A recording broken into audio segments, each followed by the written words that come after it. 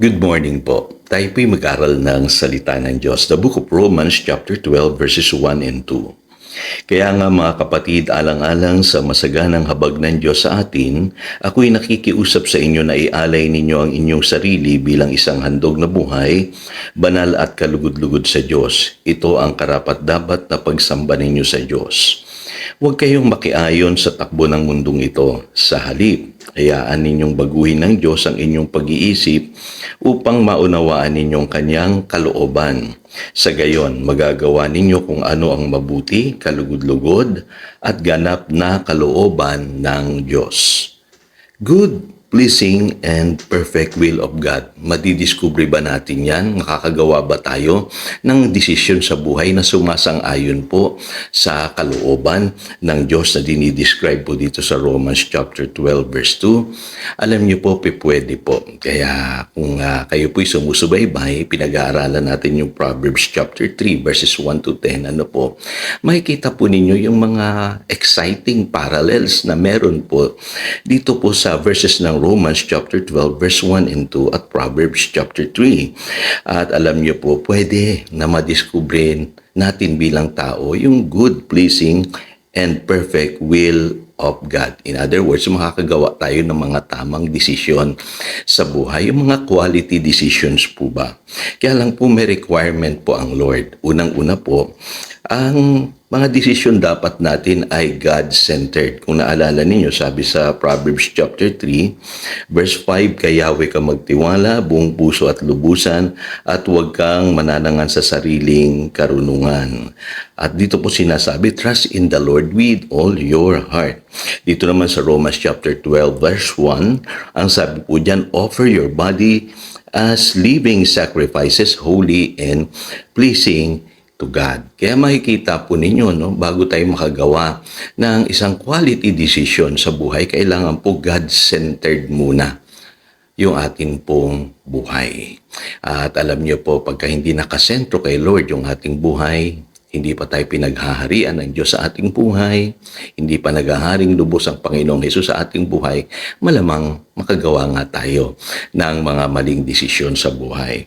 Pero kung iaalay natin yung ating sarili, sabi dito bilang handog na buhay sa Diyos, lahat po ng mga desisyon na gagawin po natin, sasang-ayon po yan sa kalooban ng Diyos. Mangalawa po, mapapansin nyo po dito po sa Proverbs chapter 3, verse 3, sabi dyan, let love and faithfulness never leave you. Kasi ito daw po, yung magbibigay sa atin ng kaluguran sa paningin ng Diyos at kikilalanin tayo ng tao, sabi sa verse 4. Alam niyo po, yung mga quality decisions po, ay kadalasan po yan ay motivated ng love and faithfulness. At alam niyo po, kung hindi po nanggagaling sa pag-ibig natin sa Diyos at katapatan natin sa Diyos yung mga gagawin nating desisyon, kadalasan po nagkakamali po tayo. Kaya again, ulitin ko po, dun sa Romans chapter 12 verse 1, kailangan po nakaalay talaga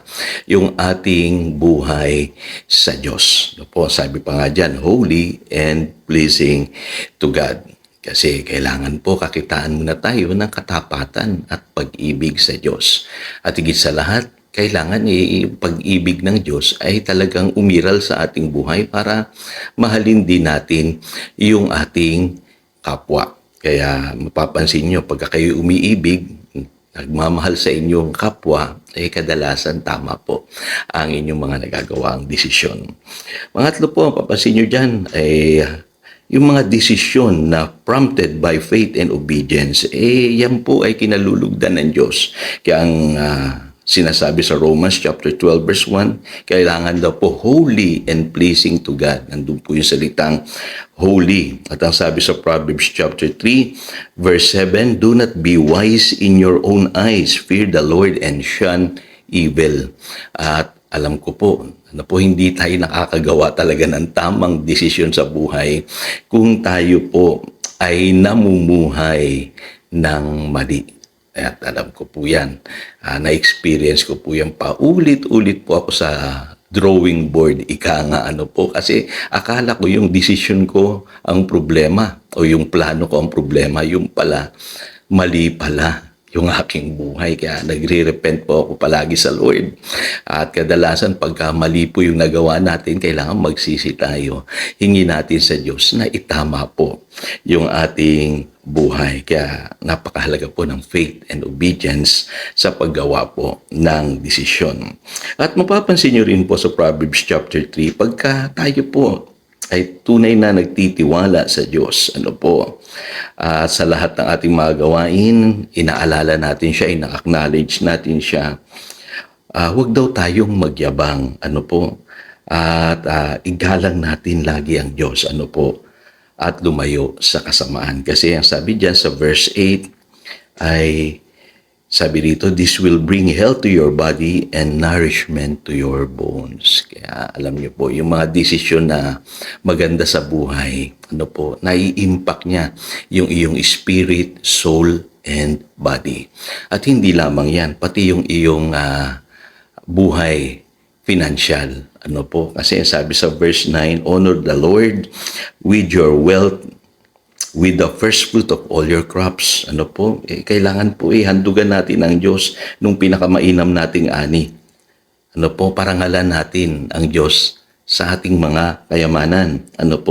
At ang pangako po sa verse 10, sa Tagalog po, sa gayon kamalig mo ay lagi nangaapaw, sisidlan ng inumin ay hindi nga matutuyuan. Kaya dito makikita nyo po, pagka po tama yung ginagawa nating desisyon sa buhay na ito, pati yung ating katawan, yung ating pong health na apektuhan nito, maging yung ating pong kayamanan o yung kasaganaan na dapat maranasan natin sa buhay na ito. Tayo po'y manalangin, dakilang Diyos, salamat. At nakikita na namin na malinaw sa iyong salita na kung kami gagawa ng mga quality decision sa buhay, what is good, pleasing, and perfect will of God na sinasabi po sa Romans chapter 12 verse 2, ma-experience namin, Panginoon, yung favor mo sa aming buhay.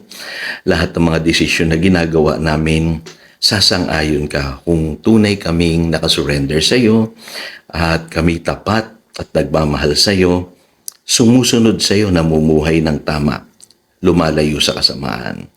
Ang sabi mo, Panginoon, ikaw, O Diyos, ang magsasaayos ng aming landasin. At di lamang yan, pagpapalain mo maging ang aming kalusugan at ang aming buhay pinansyal. Salamat, Panginoon, sa taong ito. At alam namin, this year, masusumpungan namin what is good, what is pleasing, and what is the perfect will of God para sa aming buhay. Ito pong aming panalangin in Jesus' name. Amen. Again, ito si Pastor Jojo nagpapaalala upang daluyan tayo ng pagpapala, manatili tayo sa kanyang salita. Good morning.